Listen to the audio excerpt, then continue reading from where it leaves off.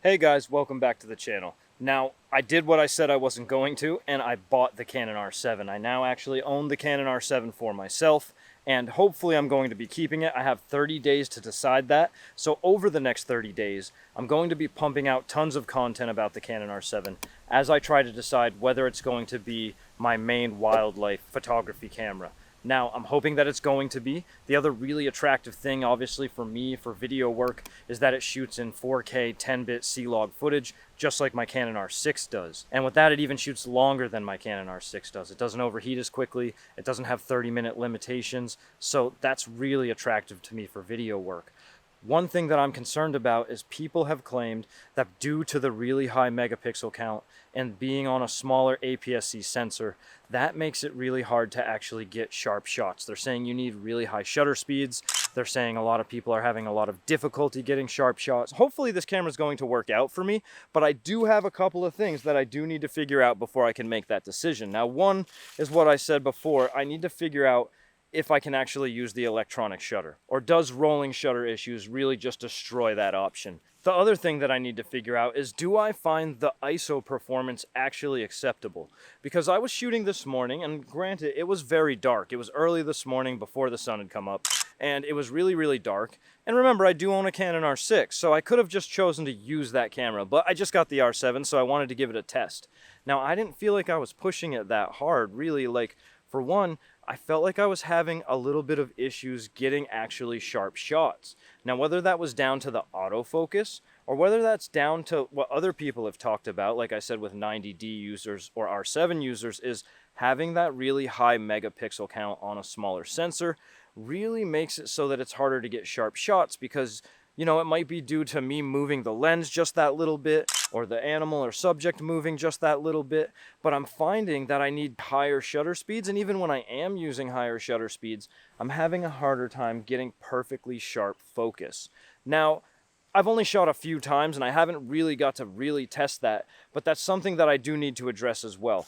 Is this sensor with such a high megapixel count a lot harder to get sharp focus with? Is it really hard to actually freeze motion? Because something that doesn't perform as well with high ISO performance, coupled with the fact that it needs really, really high shutter speeds, may not be the best thing for wildlife. Like I said, I don't know the answers to these questions yet, but I'm going to make it my job over the next 30 days to find out for myself and for you guys so that we can decide whether the Canon R7 is a viable wildlife and macro camera.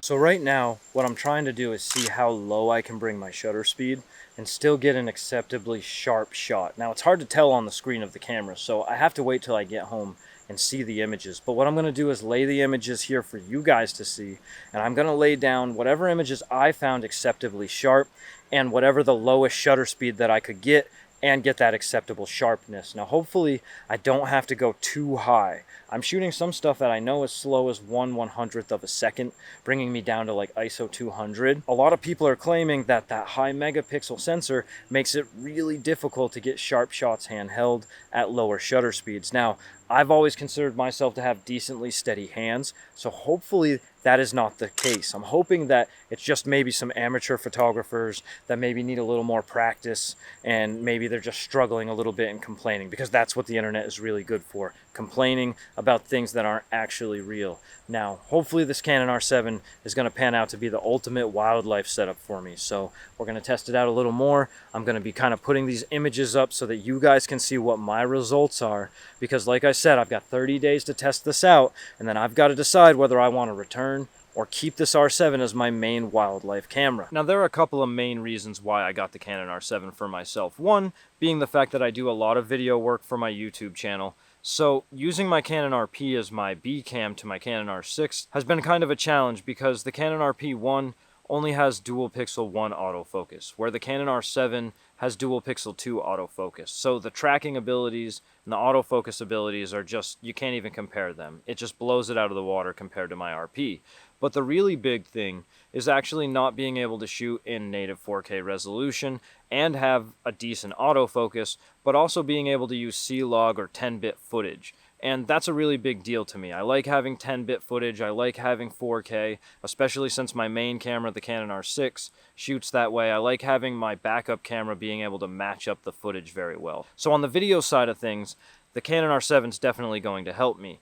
But when it comes to being my main wildlife or macro photography camera, is the really high megapixel sensor going to diminish the returns of sharp shots to me? I have to say that I am noticing it being a little harder to get a sharp shot. Now, whether that's down to me being more used to having that non 1.6 crop factor, because you have to consider, like, what I was used to shooting a 400mm focal length, now it's a 640mm focal length. So it's going to be a little more unsteady, or it's going to feel more unsteady, just because smaller amounts of movement are going to cause more motion blur to happen. So it was surprising to me that some of the shots that I was taking weren't coming out sharp.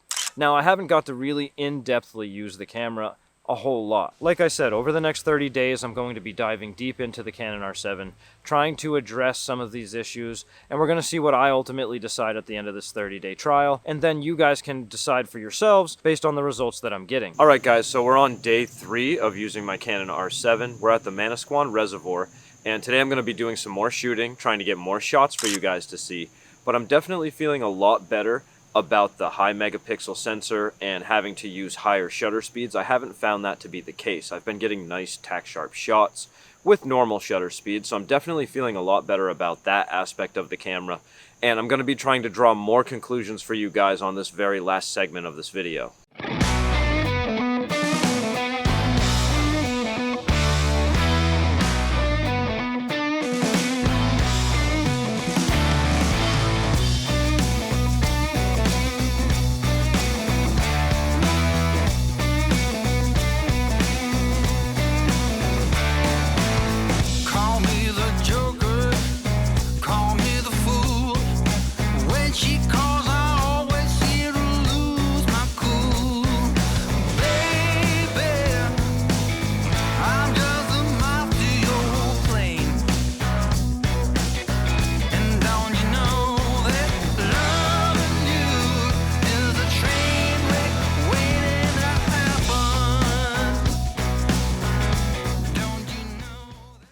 Alright guys, so I've been out here for my final day of this video.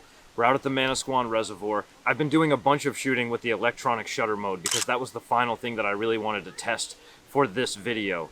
Now, I want to jump back to some of the things that I brought up earlier in the video. Now, when it comes to needing higher shutter speeds to freeze motion, that has not been an issue. I've been getting nice tack sharp shots at very low shutter speeds, so that hasn't been an issue at all for me. In fact, I'm loving having this higher megapixel sensor because I can crop the living heck out of it and still have decent image quality, which is really, really advantageous when it comes to being a wildlife specific setup. The other thing that I wanted to talk about is using the electronic shutter.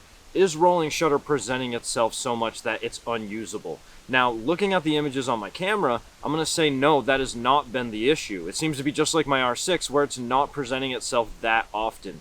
Now, the one thing that I will say, which is definitely the Achilles heel of the Canon R7 in terms of wildlife photography, is the buffer. The buffer gets eaten up really, really quickly, and I find that it takes quite a while for it to actually recover itself where I can shoot again. So that's been kind of an issue. I'm using a V60 250 megabytes a second Lexar UHS-2 SD card, so I guess you could get faster cards and maybe that would be a little bit better, but I haven't had any issue with these types of cards in my R6, but it's definitely taking quite a bit of time to be able to get back to the point where I can shoot again. And that definitely presents itself more when I'm in electronic shutter mode than when I'm using my physical shutter, just because of the lower burst rates. But all in all, I'd say that I'm definitely going to keep the Canon R7. I love this camera. As a wildlife specific camera, it's definitely got some advantages over my R6 that I wouldn't want to give up. So I will be keeping this camera for the long term. Anyway guys, I hope that this video helped you out a little bit if you're thinking about getting a Canon R7. If it did, go below, subscribe, click that notification bell, and I'll see you on my next video.